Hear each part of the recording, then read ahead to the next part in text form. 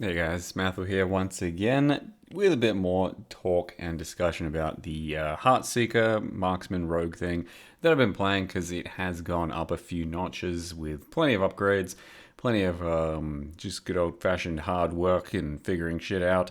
And it's a character that at the very least got down to Corruption 300 and killed off the regular version of Aberroth. If you can ask about Uber Aberroth, yeah, no, it's pretty far away still. From what I've seen of the clips of Uber Aberroth, it looks like a just absolute clown fiesta that you're gonna need an extremely thick character for, and I don't think something like this is gonna be doing it. Just probably.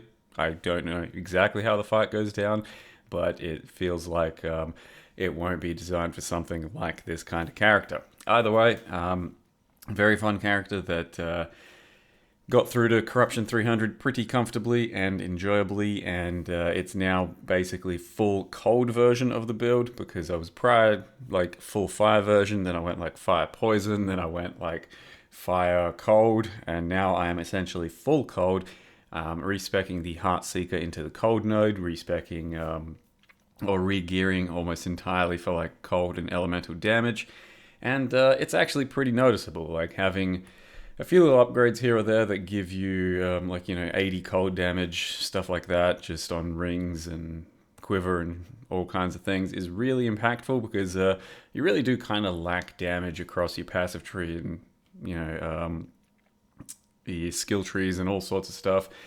You seem like you're picking up little bits of damage, but realistically, most of your damage is going to come from actual gear min maxing, and then the real end game, gear min maxing for like your base types, and then of course your LP on all of your kind of uniques that you're going to be using. So once we got a few more upgrades here or there, it felt a lot better. One thing that you can see here and is to note is that these exiled mages seem to be like lowest priority for Heartseeker. So if you're going to pop an exiled mage and there's some other stuff around, you're essentially never going to fucking hit them, is what it feels like. So you think you're always missing them, but they just, your Heartseeker's attacking everything else first. So that's just one little weird thing about the skill, but other than that, pretty enjoyable skill, very strong, very good. Can be as ranged as you want, can be up close and personal if you really want to. And then, of course, our AoE is partially coming from the puncture AoE overkill sort of thing. I think a lot of it's coming from that, at least on smaller mobs, but I'm not sure it's strictly mandatory. You could maybe try out like having just multi-shot as an actual clear skill instead, because multi-shot with the Icicle spam from the bow is actually pretty damn good for AoE as well. I played it a year ago with just this type of build with just multi-shot. It's now that we've got Heartseeker, it's a much better single target and single target proc, so we can have much better single target in this type of an Icicle bow build too. The main thing is basically just solving some defenses. So of course it is a rogue, it is like marksman, and that type of shit is not going to come with probably even 1/10 of the defenses or thickness that a sentinel will have. And the best we can do is essentially try and get your evasion up a bit, which you don't do too much of unless you go full into it, but it's pretty important to still be trying to get some armor, which largely comes from your base types, from your gear, and then getting some armor from like blessings and a little bit here or there. The other big thing that ended up giving me a lot more survivability is just plain and simply the additional silver shrouds that we're getting from our passive tree, and then also a bit of extra ward. And silver shrouds basically guarantee a dodge hit when something's about to hit you, and that's taking care of most of the one-shots in the game against this type of a character. So it feels pretty damn good, and it definitely takes you pretty far. So I do want to show you the Abberoth kill, but before I do that, I'm going to go ahead and just show you the little changes I made that made the character feel a lot better, both offensive and defensive wise. And then you can watch the full Abberoth kill straight after that. So here we are now, character level 96. Could easily push to 100 just with a few more hours of gameplay and stuff. It starts to go pretty fast once you're in the higher corruptions and like just blasting maps. Or monoliths, rifts, whatever the fuck. Yeah, as you can see, the one big critical weakness in my build right now is physical res. I did have capped physical res for a long time, but then once you like make a few upgrades and like chop and change stuff, sometimes one of your res just like takes a suffering. And at the moment, you can see that I'm kind of lopsided on a few resists, but you know, if I just change a few things around, find the right belt, for example, this one's doing basically fucking nothing for me. Get some fizz res up, it's good. But that doesn't really matter because a lot of our defense really does come down to silver shrouds, and a lot of those are right now coming from this over here. So as you can see, Silver Shroud is a buff that gives you 100% chance to dodge the next hit. Now it's kind of unclear as to exactly what that works against in some cases, because some slams have gone through and just like hit me, and some slams have just been dodged as the next hit. Maybe there's some bugs around that. Maybe some mobs have like, you know, guaranteed chance to hit and stuff. Because yeah, even against some of the Harbinger fights and stuff, like what I've had Silver Shrouds up and a slam's hit me, and I've had Silver Shrouds up and that slam has been dodged. So I don't know. But either way, in general, this does feel really good. Pretty much you're running around almost at all times with a few stacks of Silver Shroud, meaning once you get like multi-hit, you'll dodge almost everything. I've combined that with this over here as well. So when we're doing, you know, more single target or like larger fights, we also do smoke bomb silver shrouds, and yeah, it helps. It feels quite damn good compared to not having it. And then also we are using this for a bit of extra ward, and then this gives us some ward too. So quite often the time we've got like an extra 500 ward or so, and then when you dodge, you gain more ward, and then when you know, try and get hit, you fucking dodge. So it feels good. But on top of that, we do have a bit more armor than before. So actually just a little bit of armor like here and here. And then you get some from like your blessing. This one here, I think. Wait, no, wait. There it is. This one is blessing for extra armor. And then you can also utilize some technology with the shurikens, as we've done before in previous builds. Shurikens spin around you, increased armor. So that'll happen when you combine it with this tree as well, and then shit out some shurikens every time you are dashing. Otherwise, you can just manually blast a few shurikens for yourself, and that increases your armor quite a bit too. So that's kind of how you help take care of defenses. As far as offenses and what has changed for the character, this got unspec'd because I, you know, fucking picked something else up real quick, and we are supposed to be...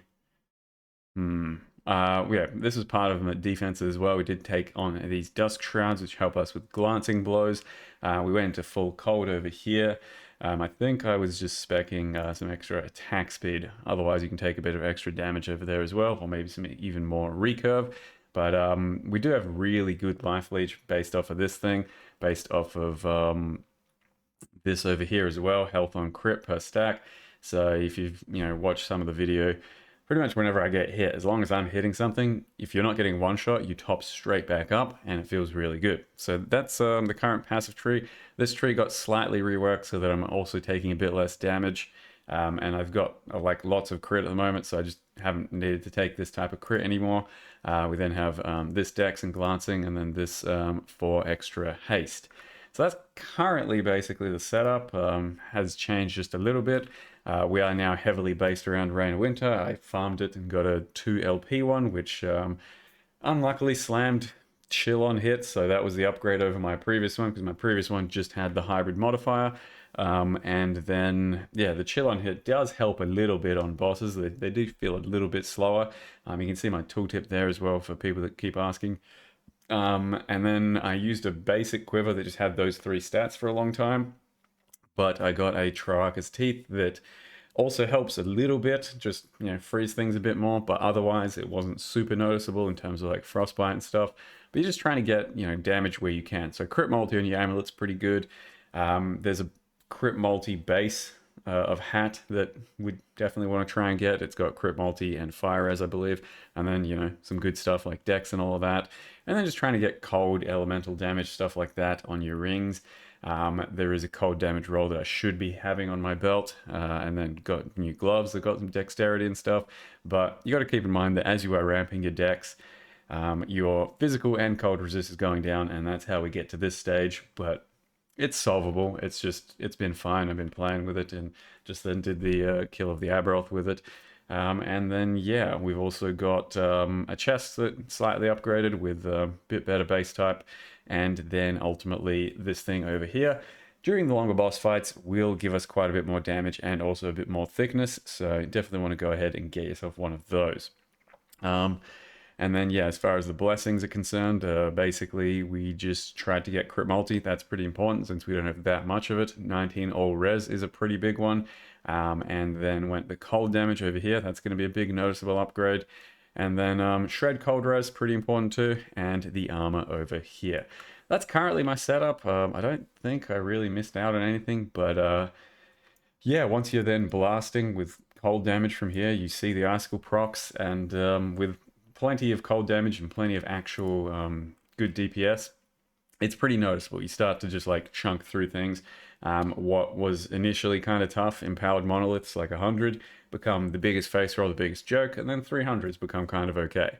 To get to Uber Aberroth, apparently you got to get to like 500 corruption, which I think this character could get to, but doing the actual fight looks like it'll be pretty much impossible for him. So I'm still having enough fun. I'll probably make another character, just do, you know, some kind of melee build, like dual wield or something. A lot of the previous problems I mentioned with the previous videos still kind of there, but, you know, it's stuff you can easily ignore while still having good time on the characters on Last Epoch, because there is still lots to discover. If you've never played the game and, you know, haven't tried builds, there's plenty of builds that are fun to play and get into. But at the moment, it does seem like Sentinel's pretty overpowered compared to most things. Yeah, that does nullify the diversity a bit. But if you just keep your, you know, expectations kind of low and just go, I'm playing characters to enjoy them at around 150 to 300 corruption, then there's a lot of things to play and enjoy. So yeah, I'll probably make another character, probably make another video. I do have to make another Torchlight video as well. I played that for a day for a sponsor. So that's coming up, and that's going to be about kind of a race that I did with some of the other streamers. Aside from that, I'm just going to leave you with the Abberoth kill. I think it's actually the first time I've killed Abberoth. I feel like I tried it on some of my scuff characters last time. And yeah, I had to kind of like relearn the fight and then actually, ultimately, get it down, I think, for the first time. Don't quote me on that. But yeah, here it is with this character. So hope you enjoyed the build in the video. Thank you very much for watching. See you guys next time. What do I not get hit by? Everything? What am I allowed to get hit by? Please tell me it's something. Oh fuck, I don't remember this. What is this? Right, so we're going to go into the circle, then leave. Okay.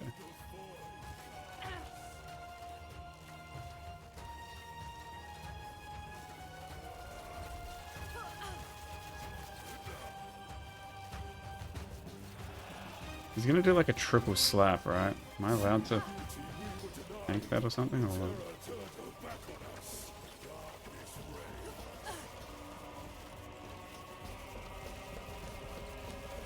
Am I winning?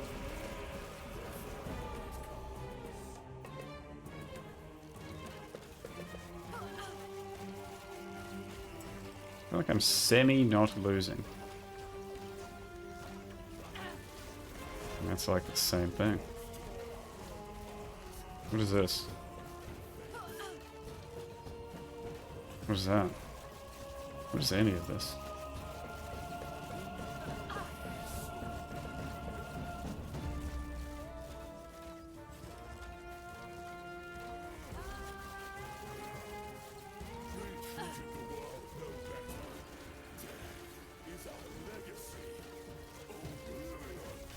Ah! Calm down, bro.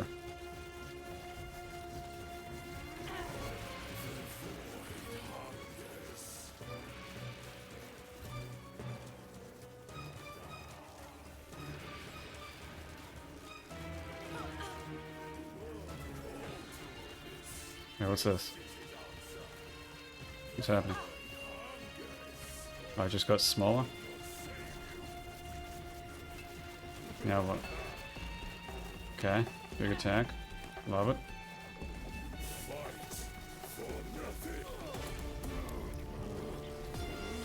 I don't know, man. Just fucking stand off screen and right click. Fucking Heartseeker, GG's.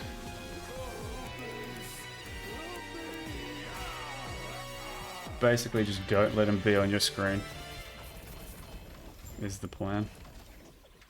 Whoa, loots. Abberoth. No. Uh-huh. Abberoth. You can rest now. Is that a brother or something? Is that Law? Whoa, a hat that's got like cool stuff. 5% chance to take 0 damage. So 2 Alpinus hat is apparently very rare. I mean, this looks useless for me and the way I would build my characters most of the time. That said, if we just slapped like Dex and Recurve on it, it'd be way better than what I'm wearing. Does it look cool? Come on, man! It's supposed to be one of the endest, gamest, coolest hats in the game, and look at me! I'm a fucking clown! Where's triangle visor guard thing? What the fuck? Fix your game, GGG!